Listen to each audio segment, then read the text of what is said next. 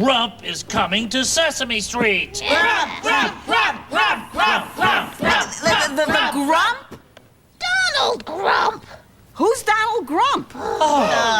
Don't give me patience. Where have you been?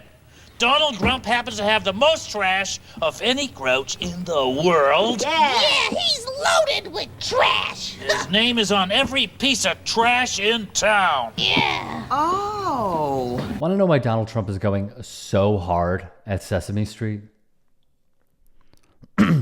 Well, it's likely because of a decades-long vendetta via the show because they made fun of him. I'm Donald Grump, and I have more trash than all of you, so yeah. I'm looking for an apprentice. Huh? A helper. And it's led to attacks such as these. As we continue investigating waste, fraud, and abuse, and we can look no further than the Corporation for Public Broadcasting, the LGBTQ indoctrination of our children, the systematic racism narrative, and the support for censorship being pushed by the heads of NPR and PBS are just several of the many abuses of taxpayer dollars.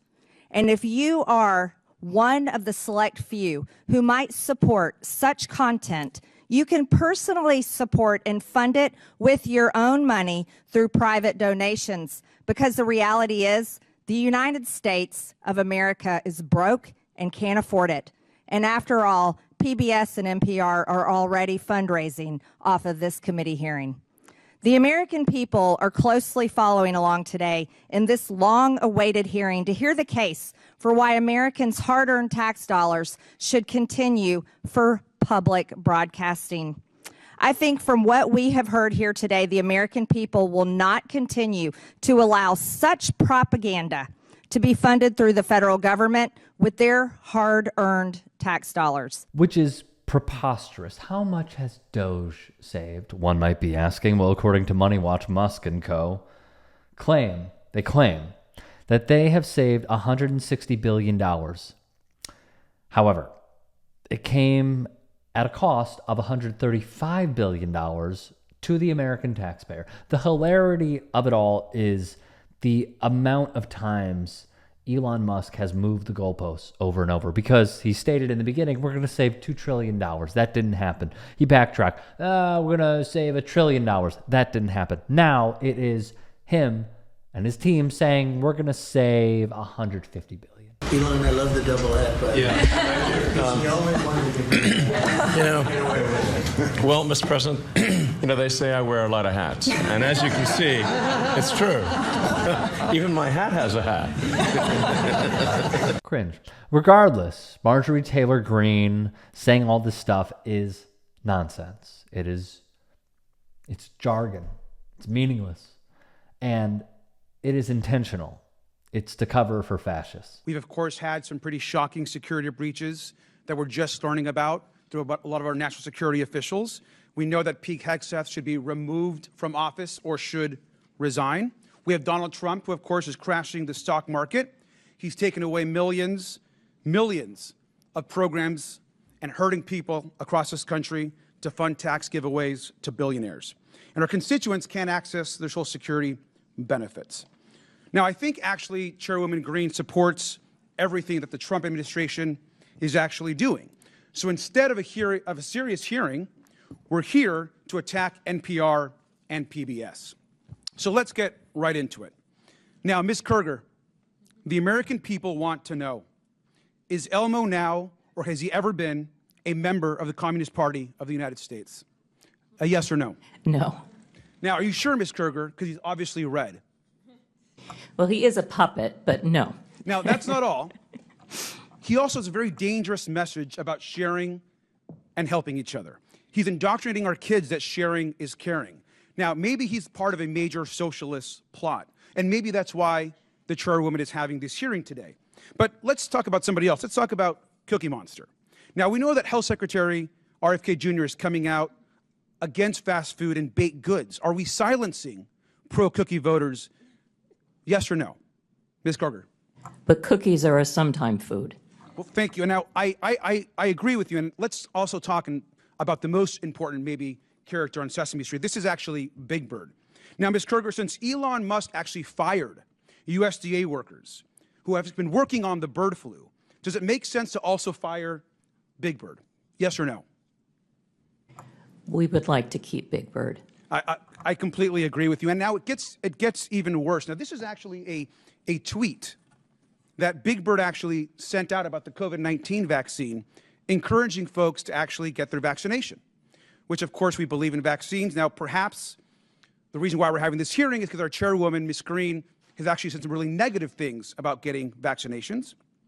And that perhaps is why we are here. And so we support Big Bird being pro-vaccine and promoting vaccines across this country. That is Representative Robert Garcia of California. Representative Jared Moskowitz, who I need to be clear is a centrist politician who even Ron DeSantis has talked glowingly of, had a funny moment on Twitter, so kudos to him, or a member of his team, probably the latter. This, of course, is Bert and Ernie. Now, these two guys actually live together. They're friends. They're supportive of each other. Now, that might be triggering to our chairwoman and someone in this committee, and perhaps that's also why we're here today. Ms. Kruger, an important question. Are Bert and Ernie part of an extreme homosexual agenda? No. Here's the sad part. These attacks, nothing new. Every Republican administration, except Gerald Ford's, has tried to cut public media funding. All the way back in 1969, during the Nixon administration, Mr. Rogers himself was forced to head to Capitol Hill and defend funding for public broadcasting, which Congress wanted to reduce from $20 million to $10 million. Of course, the fight didn't end there. In 1994, when, of course, Republicans swept into power during the midterms, incoming Speaker of the House Newt Gingrich expressed his desire to eliminate the nonprofit that oversees public media. Quote, one of the things we're going to do this year, I hope, is to zero out the Corporation for Public Broadcasting, which has been eating taxpayers' money. The George W. Bush administration tried unsuccessfully to gut public media multiple times, leading then Democratic Congressman Ed Markey of Massachusetts to lead a protest with Clifford the Big Red Dog in Washington. And so then during the 2012 election, it became something of a political scandal when Republican nominee Mitt Romney said this. I'm sorry, Jim. I'm going to stop the subsidy to PBS. I'm going to stop other things. I like PBS. I love Big Bird. I actually like you too. But I'm not going to keep on spending money on things to borrow money from China to pay for.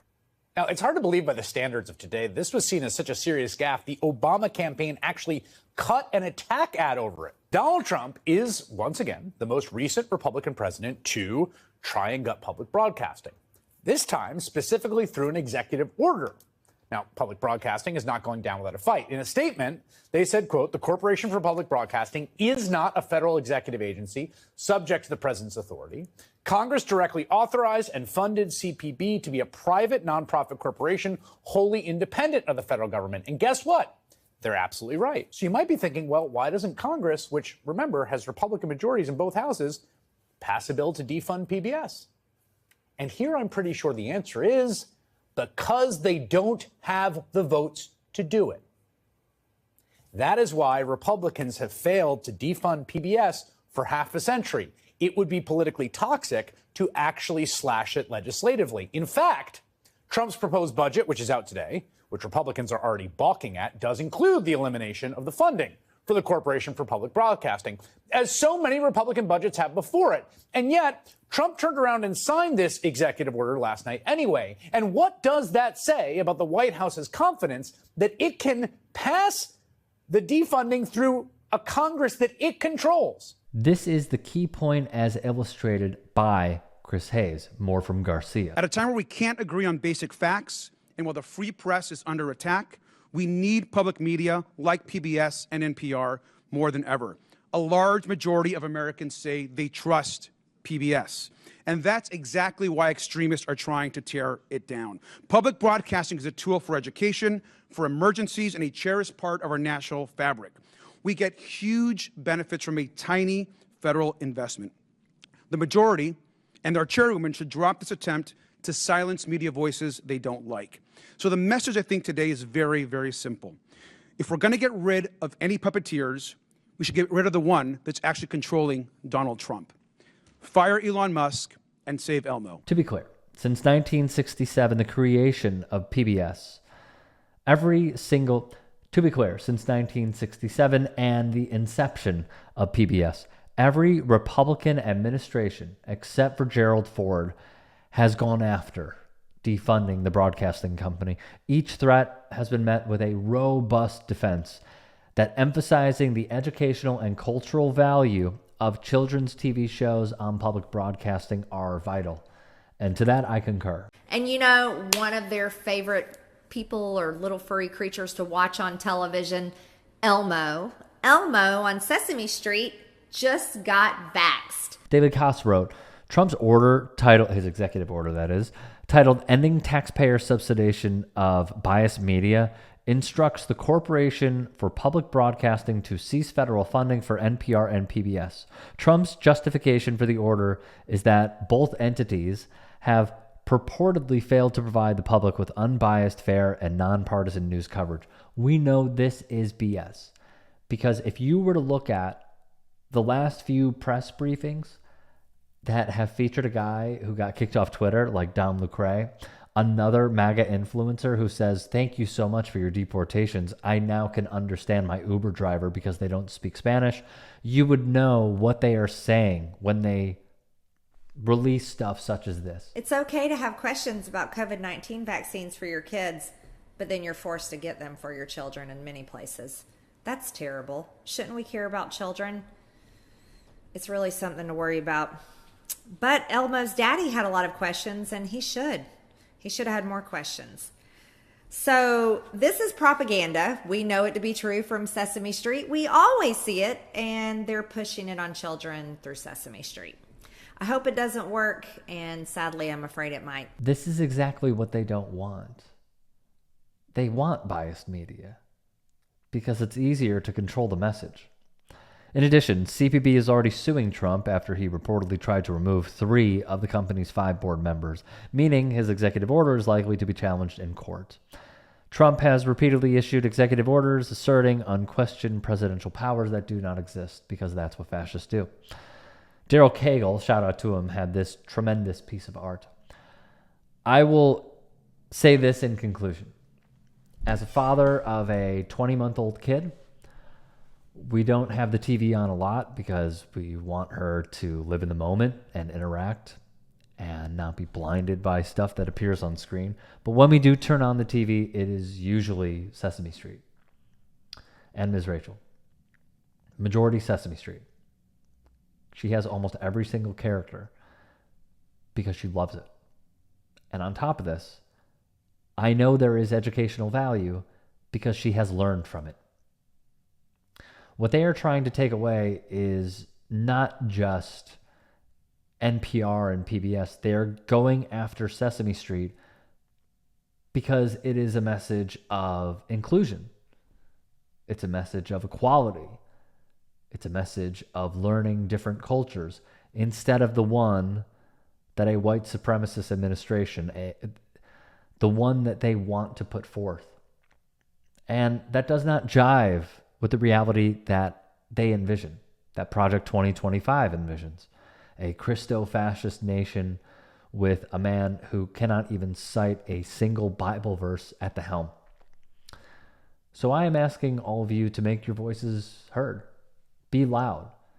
If you appreciate these messages that Elmo, Cookie, Bert and Ernie, Oscar, Big Bird, Abby, the Count, and many others, Grover, of course, want to put forth, and Rosita, I am asking you to call your local representatives and have them fight for this because I have seen how great of a program it is and the impact that it can make. If you can and are willing, please become a paid member here at TYT Sports.